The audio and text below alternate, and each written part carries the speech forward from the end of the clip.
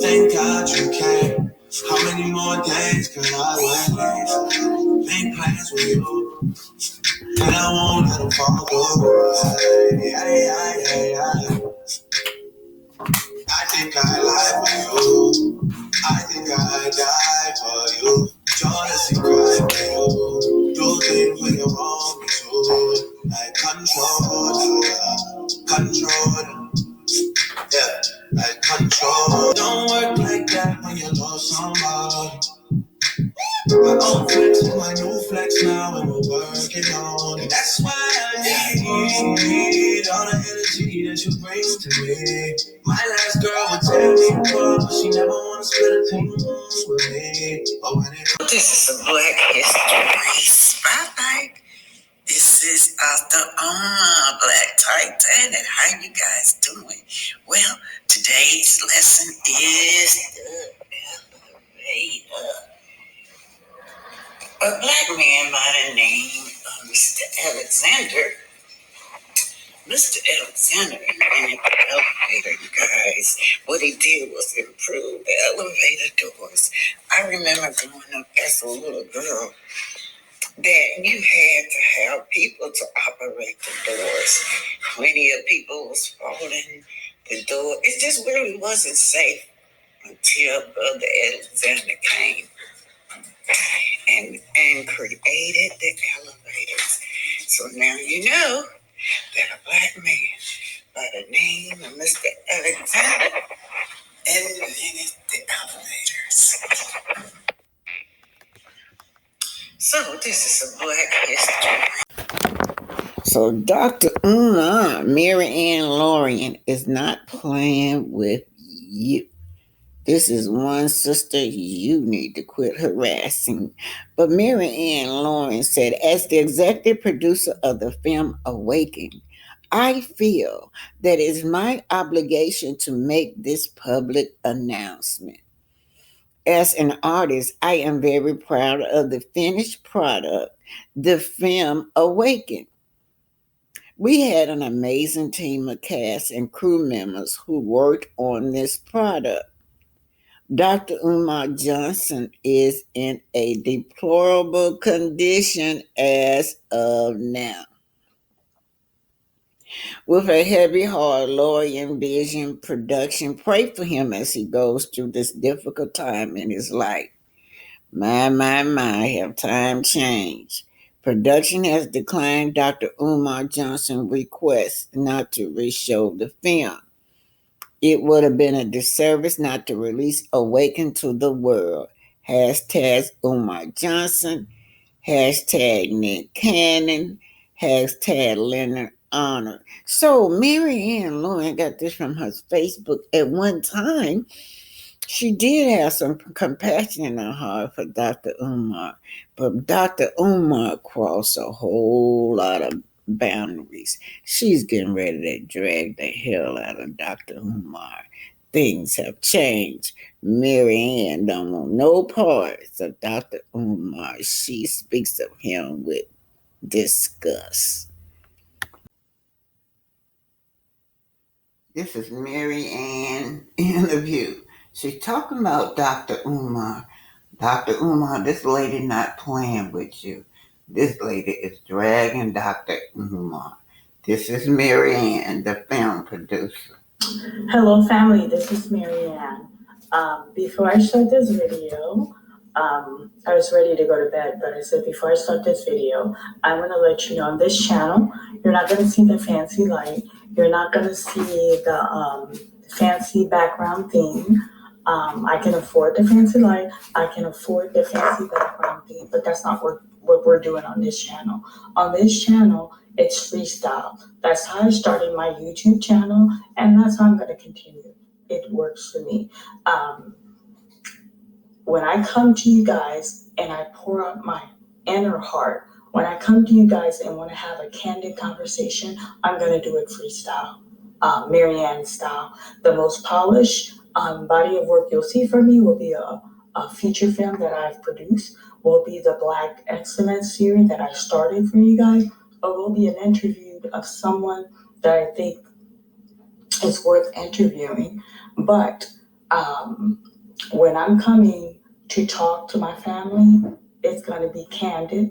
It's going to be freestyle, Marianne style. So for those that may have comment later on after seeing this video, well, why could you do it more professional with a slideshow? Well, we're doing it ghetto style, my style. So I'm going to play the DS project interview that they had Dr. Umar's on, and I'm going to give you guys my candid, my sincere feeling about this interview. I'm not holding anything back. And then to that podcast, I did send them like about a page long email. And if they do respond, I will follow up with a video. But family, here we go. We're going to start. And I want you guys to pay close attention at the beginning of the video. Look at his body language. You can tell he's uneasy. You can tell there's a slight tremor in his hand. And people that knows him personally will be like, my goodness, Marianne hit it right on the head. You're interviewing a demon, so that energy is in that room, and they know how he gets down. So you can tell there's a discomfort, but he maintained his composure. So let's go, family. Here we go. I'm gonna sit this right here, and we're gonna look at this video together as I give you guys my honest and candid opinion. Here we go. Ladies and gentlemen, this is a really special episode of the Danza Project, something that we've been trying to get going for some time. And like I have been more recently, I've been starting off my shows, seems like a lot with like apologies. As I've kind of been. And I'm going to pause. Right now, family, he is starting his podcast. He's starting his show with an apology. Right there, I can tell you, this is what you call a soft interview. This is going to be nothing that's going to be satisfying to the viewer because they're not agitating the guest. But let's go, family. Let's continue. Starting to settle in as a podcaster, as a media personality, and as people are starting to get to know me, I really want to let them know who I am and what I'm about. Now, I went into a wild phase of podcasting, and I had a wild guest that kind of kept us a little bit on edge a lot. And my loyalty has always been like, oh, I'm with you. And I tried to get you to sit down with this gentleman on the show. And everything went left for a little bit because it was like, oh, I'm going to make it happen and this and that. And I apologize for trying to force that issue and try to make that happen because you clearly stated initially it's not something and let's pause. And I shouldn't have been pushing it. And I'm pausing against him. Again, notice how apologetic he is towards his guests. Let's continue. So for that, I would like to start this episode out with an apology. No problem, bro. Appreciate it. Wisdom. And Dr. Umar is here, ladies and gentlemen. Yes. Now, what's going on, Kato? How you feeling, my brother? Man, I'm riding on a high, man. Yeah. Came back with a vengeance. Last few episodes have just been crazy. And let's pause. Dr. Umar is the hottest topic, and you guys led in this interview. That's because he can't go to any brother or sister's platform. You know why? They would tear him apart. And he can't go to the more prestigious platform. You know why? Because they're going to ask for accountability. And he ain't about giving accountability. And family, so they think they landed something superior. No, you didn't. Not if. When they landed this interview, they cornered him. They asked him the hard question. Then that would have been a golden interview. But you know what? No. Maybe you guys want to roll, but this don't add to the trophy. But let's go, family. Top it off with this and more to come. Yeah, we on the roll. And this is one of them that I kind of been hiding when I speak to people. I'm like, oh man, I'm telling you, we got a great episode. This episode is going to be phenomenal. So again, my name is Danza. Hey, yo, Kato. And this is the Danza Project. We have Dr. Umar now. Before we get into any type of... Let me pause. I'm sorry. I'm not going to continue pausing briefly like that. But he's talking about he had to hide the interview. You did have to hide the interview. Because nobody, people are going to have expectation of what to come from the interview. So you knew this was going to be a soft interview. So yes, sir, you had to hide the interview and then sprung it to us as a surprise. Let's go, family. Let's continue. Conversation. I want to know where you're at because you're constantly working, and when I mean working, you're doing a lot more than most. Yes, sir. Right? Like it's not just the conversations that you're having on podcasts; it's the works that you're doing in the communities. Right. The conversations that you're having. Let's pause. With people in general. Where are you? So clearly, our Latino brother is not connected or in tune with the black community. Okay.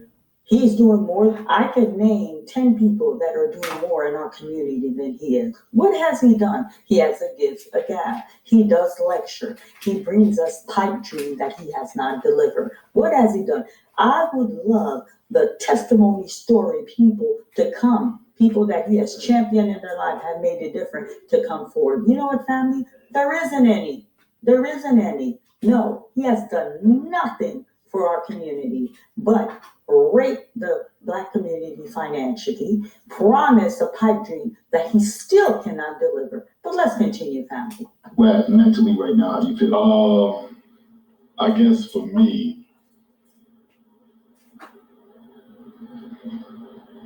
the one thing that I just want to finalize is the renovations on the FDG Academy, you know. Let's pause. The guest asked him, where are you mentally? Notice how he dodged the question. He went straight to FDMG. I'll tell you where he is mentally. He's not stable, family. He harasses people. He gets on video and gives people name and address and send people that don't know any better to try to do harm. Okay, family? Mentally, he gets on video middle of the night on the dark and not say anything, invoking the spirit that he worshiped. That's where he is mentally. And then now, let's see what he has to say about FDMG. Let's go, family. Let's go. I want to break it down piece by piece to you guys. Let's go. We've been almost done for so long, and now we're at the floors.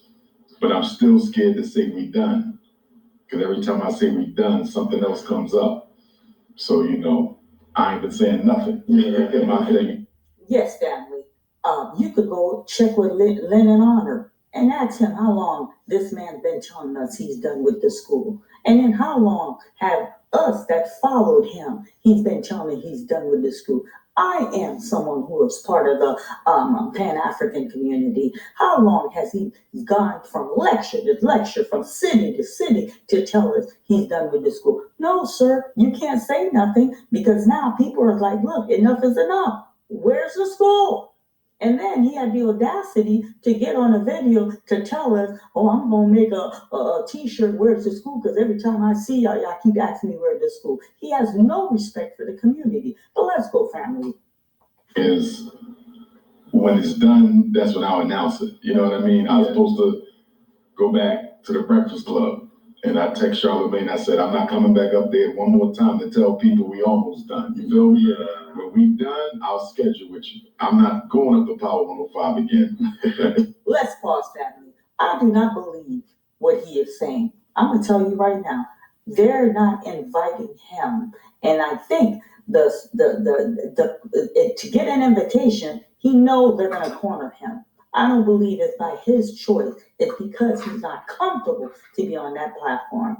Okay? His patty chatty is a liar. And then you know what? His little Bati boy Charlamagne, okay? He's the one. Umar's the one refusing not to come. I don't think these people are inviting him on this platform. But let's go, family. Let's go. I'm tired of saying it myself. Absolutely. You know what I mean? So when we're done, that's when I'll do it, man. But we real close. When I fly back home tomorrow, I got to get to the school. They're laying the floors now. And once that's done, we'll be applying for a certificate of occupancy. That's going to be interesting because the city... Let's pause. He's been laying these floors forever. I challenge anyone. I will personally pay you $100. Give me the fresh footage of that school. I will go to any Lowe's, any Home Depot, and ask them how How much will it cost to lay those floors? Those floors been in progress for years and years and years. So let's continue, family. Not been our friend. They tried to sell the school behind our back last month for some frivolous expenses that we should not have even owed. So I'm gonna stay positive, but I'm not looking forward to the inspection because they can nitpick you to death on that. Pause. He's already setting you up to let you know next year the school ain't gonna open because the city's gonna be against him for inspection. Why? Why wouldn't you pass the inspection if you're doing everything you're supposed to do? He's already setting you up right there to let you know FDMG is not gonna open. But let's continue, family. Absolutely. So when people say when you're going to actually be done, that's not in our hands. We have to see what the city says, but I'm hoping after all we've been through, they just say, go ahead. If it's all in order, just pass him, but that hasn't been the experience. Like everything we've been through with the city has been a fight, even to get a permit for the festival. They ain't want to give us that, so it's really been a tug of war with them. I'm just hoping that we don't have to have a protest. I'm hoping. Again, he's lying. Every time he's supposed to open the school, he has a festival. It's called a cookout. Okay? He's talking about they don't give a permit. He always has his festival. Always. I've been to 3 personally, family. I've been to 3 because I was a repeated donor. I've been to 3 personally. Okay? So right there, he's telling them a bold-faced lie. But let's continue, family. You have to take them to court for discrimination. The bureaucracy is mostly black. The mayor's white, but the bureaucracy is black. But discrimination is discrimination, even if you're the same color. So I'm just, I'm gonna just put it in the Lord's hands and see.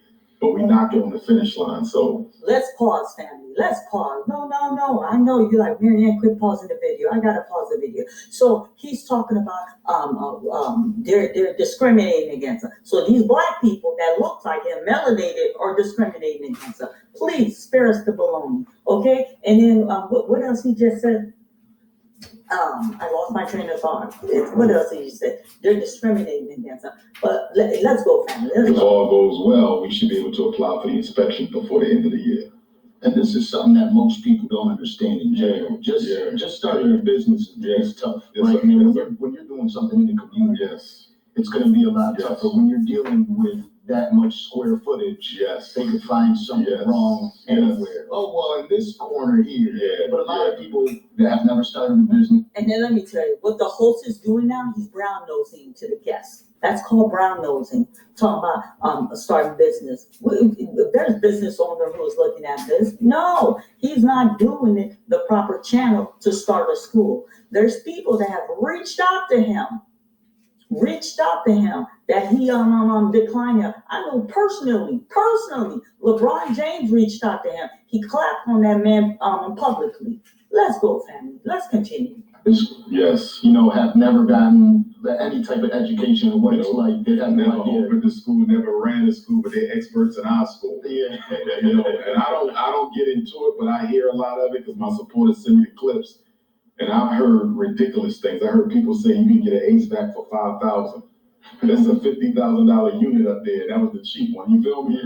This is not a house. This is a school. You're not getting no HVAC for no $5,000. You know what I mean? Every utility that we had repaired, plumbing, HVAC, electric, every one cost us well over $100,000. Nothing was under $100K for repair. So when people say you could have got this done for $5,000, you don't know what you're talking about. You know what I mean? It's a whole nother level.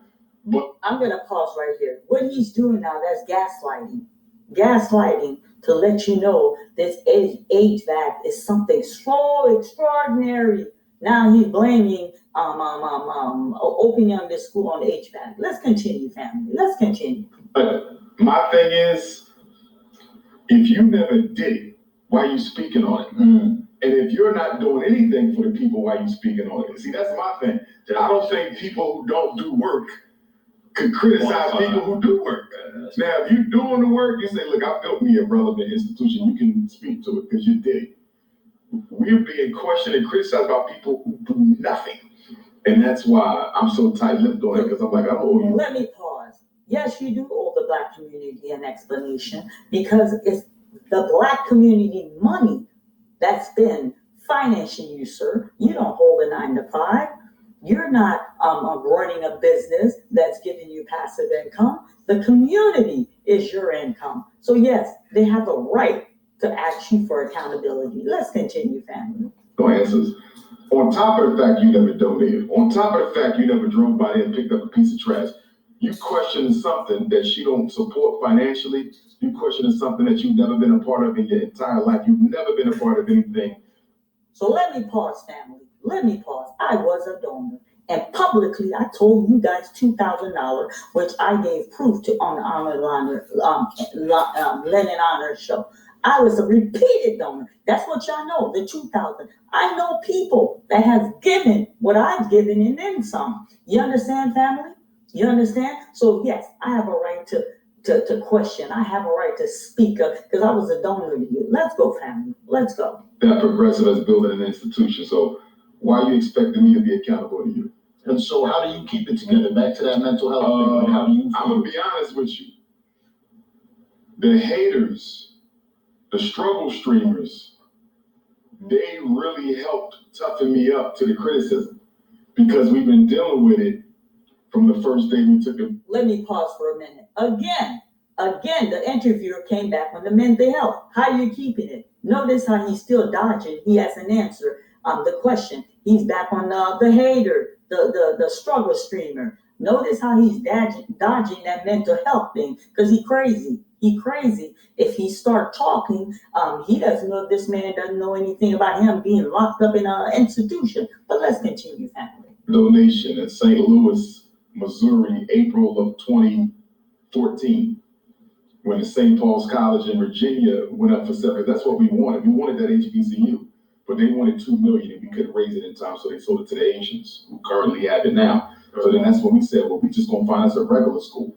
So from 2014 till 2019, we school hunted. We found the FDMG in 2017, but we couldn't afford it at the time. So we just stayed in negotiations with the owners, and then finally, February 2019, they gave it to us. Mm-hmm. So 5 years to find a school, which in my opinion, that's not a long time to raise the money and find it. 5 years ain't bad at all. And then you go from 19 to 25, right? So you're looking at 6 years of us renovating. It should have only taken us 2 or 3, but there was a lot of scamming going on with the contractors we were using. We really. So let's pause. Deflecting again. Notice he still haven't addressed that mental health. Now he's blaming contractor, which been scamming him. He's the biggest scammer that all of us know. Raped the Black community, but now he's blaming contractor. He's talking about scam him, where there's people who came and cut the grass for him. This man has made a little YouTube. You know, I don't have no fancy slideshow to show you. And he scammed this man out of money. Somebody took him to court for painting. He scammed these people. They won in court. He still hasn't paid them. But now he's blaming on contractor. Let's go, family. Got done dirty by him. You know what I mean? And I didn't want to use Caucasian work because I wanted to keep the money in the community. The people who gave us the money Black. I want to keep the project Black. But I had to wake up one day and say, yo, if you waiting on your people to do this for you, it may not get done. And let me put that in context. You're talking about the second small. Before he puts it in context, he's telling you he didn't want to give contract to white workers. He wanted to keep it within the community who gave him the money. Let me tell you something. He had 3 attorneys that settled out of court with me. 3 white attorneys that he used the people's money to pay those attorneys. He paid me $68,600. He paid Wellington money because he was in jeopardy of losing those buildings, but the floor isn't done. Okay, family? The floor isn't done. Let's see what this liar scammer has to say. Continue. On the state in the country, right? So you don't have much to pull from anyway. And then the city of Wilmington requires that your contractors be licensed in the state and licensed in the city. Mm. So for example, in Pennsylvania, if you're licensed by the Commonwealth, you can do work anywhere in the state. You got to be licensed in Delaware and then licensed again in Wilmington. Mm. You're already dealing with a small pool of available contractors, and then they add that on top. So I say it all the time. We have the best situation in the worst location. Mm-hmm. And when I say worst location, I'm simply speaking of the limited pool of resources in terms of contractors and the strict stipulations that are required for you to work on a project there. If that same school was in Detroit, Chicago, Philly, we'd be done already. Only because you got so many plumbers, you got so many HVAC, you got so many electric. You can go through 30 of them until you get the right one. But you in the second smallest state, only a handful of black folks, you know what I mean? Yeah. Contractors that you can really, go to. And everybody we used came highly recommended, by the way. We didn't just grab people. These were people. Let's pause for a minute. Let's pause. Everybody were highly recommended. You mean to tell me you're the most requested scholar in this country, which he tells us. You were able to give me $68,000. You couldn't find a qualified contractor where you could have flying them in and put them up and have them take care of business? Family, do you see how he's insulting people's intelligence? But let's continue. He's in a small pool, so that's why. You see all the excuses, but let's continue. Say, get him, get them. We got the people we were told to get, and they still didn't do it. But when the pool is so small, and the competition is great and stuff, And we ran into situations where sometimes, if I don't take the plumber, the electrician say I can't take the job. You feel me? Because that's my man. Right. So since you're not taking him, I can't do it. I'm like, damn, what I got to do with you? I mean, you know what I mean? So it was a lot of that where I like the electrician, don't like the plumber. I like the HVAC guy, don't like the electrician. So, it's networks. Yeah. And you're dealing with a really small city, and you were outsider coming from Philly. I had to deal with some of that too. We're gonna pause. I'm sorry. What he's doing now is gaslighting. Let's continue. Because even though I get a lot of love in Wilmington and a lot of love across Delaware, you still got them people say, we don't need them here. You know what I mean? We don't need no big city dude coming down here. We can handle our own business. But I'm not here for you. I'm here for the kids. You know what I mean? Because people say, why did you choose Wilmington? And I like Wilmington. I love the energy there. I really do. But people say, why did you choose Wilmington? I didn't choose Wilmington. I chose the school that was in Wilmington. In other words, we wasn't shopping for cities. We shopping for building. And that had the best building that we found. We should have been in Detroit. But once the archdiocese found out who I was, they wouldn't sell me none of the schools. I knew we was in. Let's pause. He always has that excuse once they find out who he is. You mean to tell me in the city of Detroit, he couldn't find a school there? Again, finally, gaslighting. But let's continue. Excuses. Let's continue. Detroit. Me and my mother was preparing to move to Detroit. I said, Mom, we going to Detroit. We out. It's going to be cold. She said, I don't care. Let's go. And then the Jewish real. Pause. His mother is kind of almost senile. That woman didn't say, let's go. Lies. But let's continue. Sir, for the archdiocese, and I thought that was interesting. That the archdiocese had a Jewish, you understand that history. But he said they want to see your curriculum.